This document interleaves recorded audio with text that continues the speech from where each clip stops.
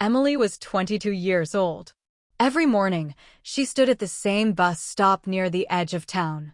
She always arrived at exactly 7 o'clock. Rain or sunshine, winter or summer. And every day she waited. The strange thing was that she never got on a bus. People noticed her because she stood there for hours, watching every bus that arrived. Then she would quietly leave. Nobody knew why. Some people thought she was waiting for a lost boyfriend. Others believed she had nowhere else to go. But the truth was something much darker. One cold November morning, Emily disappeared. The bus stop was empty. For the first time in 3 years, nobody saw her. The next day she was still gone. Then another day passed. By the end of the week, the entire neighborhood was talking about it. Where had Emily gone? And why had she spent years waiting at that bus stop? Detective Sarah Collins received the case after Emily's worried landlord reported her missing. At first, the investigation seemed simple. Emily lived alone in a small apartment. There were no signs of struggle. No broken furniture. No blood. No goodbye letter. It looked as if she had simply vanished. Sarah entered the apartment and began examining every corner. Most officers saw an ordinary room. Sarah saw something different. A small notebook sat beside Emily's bed. The notebook contained hundreds of dates. Every page listed bus numbers, arrival times, weather conditions. Nothing else. No explanations. No names. Just years of observations. What was she tracking? Sarah whispered. The notebook became the first clue. The second clue appeared in Emily's closet. Hidden behind old clothes was a newspaper clipping from 3 years earlier. The headline read, "Local college student disappears without a trace." The missing student was named Daniel Carter, 24 years old. Last seen near the same bus stop where Emily spent every day waiting. Sarah felt a chill. Emily had known Daniel. Photos inside the apartment confirmed it. The two appeared together at parties, coffee shops, university events. Friends. Maybe more than friends. But why had Emily never reported this connection? Sarah dug deeper. Daniel's old case file revealed something strange. Witnesses claimed Daniel boarded bus route 17 on the night he disappeared. But no passenger remembered seeing him get off. It was as if he had vanished during the journey. The bus company records were reviewed again. Nothing unusual appeared. No accidents. No emergencies. No missing footage. The case had eventually gone cold. Now Emily was missing too. And both disappearances centered around the same bus stop. The mystery was growing. Sarah interviewed people who regularly used the stop. An elderly man remembered seeing Emily almost every day. She always watched the buses, he said. Especially Route 17. Did she ever talk to anyone? Only once. Who? A bus driver. The driver's name was Victor Hayes. He had driven Route 17 for years. When Sarah questioned him, he appeared nervous. Very nervous. His hands shook. His answers were short. He repeatedly checked the clock on the wall. What was your relationship with Emily? Sarah asked. Nothing. You spoke with her. Just once. About what? I don't remember. The answer came too quickly. Too rehearsed. Victor instantly became the primary suspect. Police searched his records. Nothing. No criminal history. No evidence connecting him to either disappearance. Still, Sarah couldn't shake the feeling. Then another clue surfaced. Security footage from a nearby convenience store showed Emily on the evening before she vanished. She purchased a bottle of water and a city map. The map had several locations marked with red circles. One location caught Sarah's attention. An abandoned bus depot outside town. Police searched the depot immediately. Inside they found old buses covered in dust. Broken windows. Rotting seats. And something else. A silver bracelet. The bracelet belonged to Emily. At last, real evidence. But there was more. Near the bracelet, officers discovered cigarette butts. DNA testing identified a local mechanic named Jason Parker. Jason had worked for the bus company years earlier. When questioned, he became defensive. I haven't seen Emily. Then why was your DNA at the depot?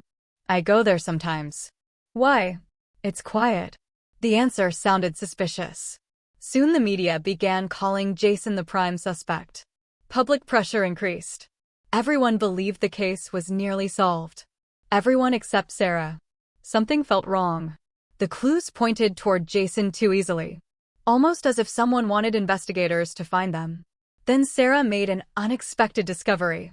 She returned to Emily's apartment and studied the notebook again. This time she noticed a pattern. Certain dates were marked with tiny dots.